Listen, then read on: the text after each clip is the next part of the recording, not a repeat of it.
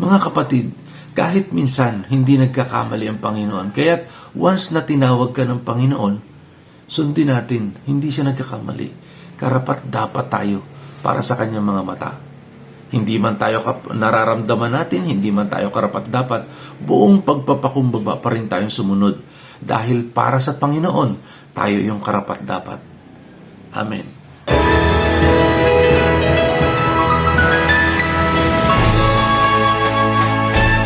Sinabi ni Jesus sa kanyang mga alagad, Katulad ng pagmamahal sa akin ng Ama, gayon din naman ang pagmamahal ko sa inyo.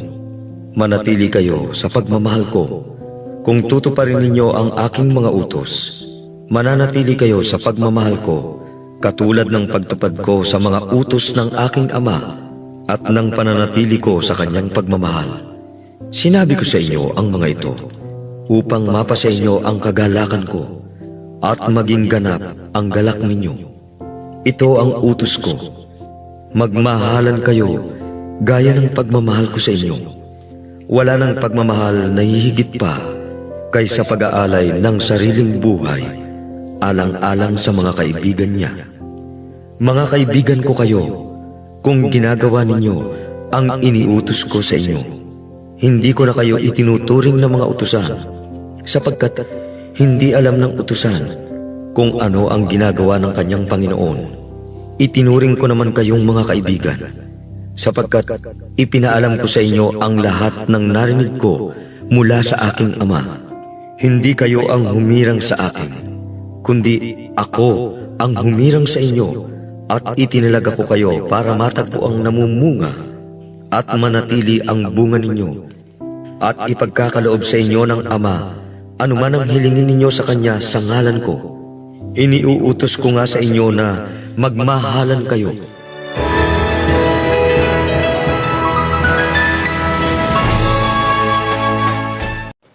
Isang mabiyayang araw nawa po ang sa ating lahat. Masarap isipin na mayroon tayong mga kaibigan, iba-ibang klase. Pero ang pinakamasarap sa lahat ay ang kaibigan natin ay ang ating Panginoong Hesukristo.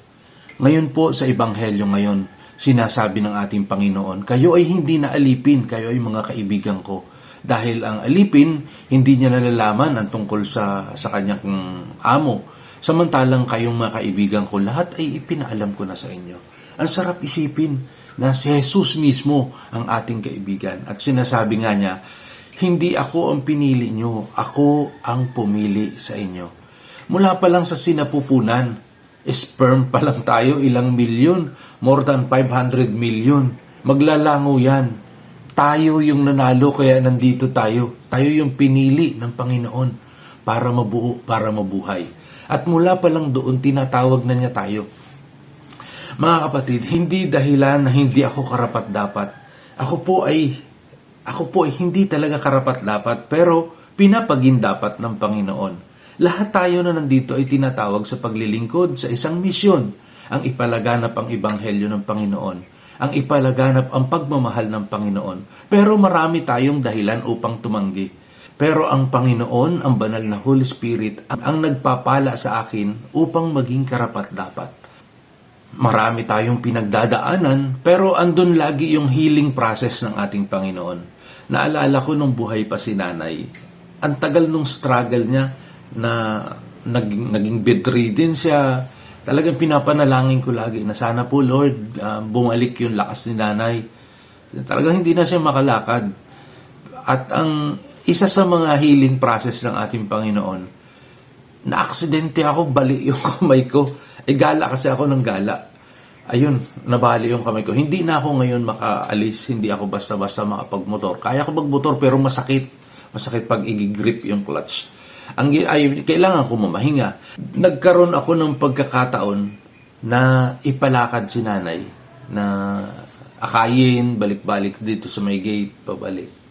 At awa ng Diyos, nakalakad si nanay, nakapagwawalis na ulit, bumalik yung kanyang kalusugan. Pero ang punto ay, sa halip na si nanay ay lumakas agad, ang biyaya na binigay niya sa akin ay aksidente para mabigyan ko ng atensyon ng panahon si nanay, para mapukusan ko. At tama nga naman. Pero kung sa ibang aspeto ng pananaw, parang yung hinihiling kong kagalingan ni nanay, ang ibinigay sa akin ay isang sakit pa rin. Pero kung mas mauunawaan natin ang pag-ibig ng Panginoon, yung healing process na pala niya yun, hindi natin alam, yung disgrasya pa lang na yun, ay grasya na yun yung magpapalakad kay nanay. Ganun ang estilo ng Panginoon. Kaya kung ano man yung nangyayari sa ating buhay ngayon, huwag nating ikalungkot, baka ito'y healing process. Although marami tayong pinagdadaanan, ako mismo may mga pinagdadaanan, ito yung healing process ng Panginoon para magising ako sa katotohanan. At ito, maraming mga pangyayari, maraming mga problema sa atin na inaalog tayo. Hoy! Inaalog tayong ganon. At ang kailangan lang natin ay lumapit sa Kanya, at unti-unti nating naitatama yung ating mga maling buhay hanggang sa may pagpapatuloy natin yung pagtawag sa atin ng Panginoon. Mga kapatid, kahit minsan hindi nagkakamali ang Panginoon, kaya't once na tinawag ka ng Panginoon, sundin natin, hindi siya nagkakamali. Karapat dapat tayo para sa Kanyang mga mata. Hindi man tayo nararamdaman natin, hindi man tayo karapat dapat, buong pagpapakumbaba pa rin tayong sumunod. Dahil para sa Panginoon, tayo yung karapat dapat. Amen.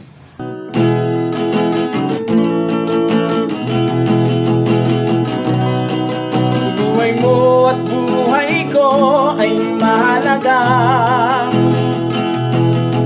Kahit nasa mundong ito ay may kusang, laksan ng damdamin mo ang iyong kalooban. Ang tulong niya'y laging makakamtan. Bigyan mo ng halaga ang tanging buhay mo.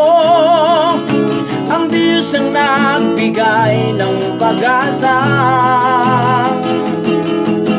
Doon sa langit na walang hanggan, ikaw ay liligaya. Sa Jesus at tayo ay magkakasama.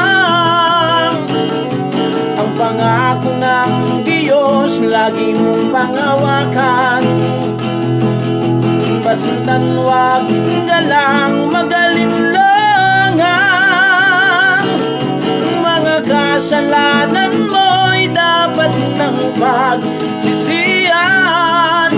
Ang tulong niya'y laging makakamtan.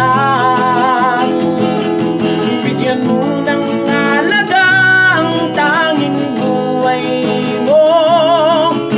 Ang Diyos ang nagbigay ng pag-asa. Doon sa langit na walang hanggan, ikaw ay liligaya. Sa Jesus at tayo ay magkakasama. Doon sa langit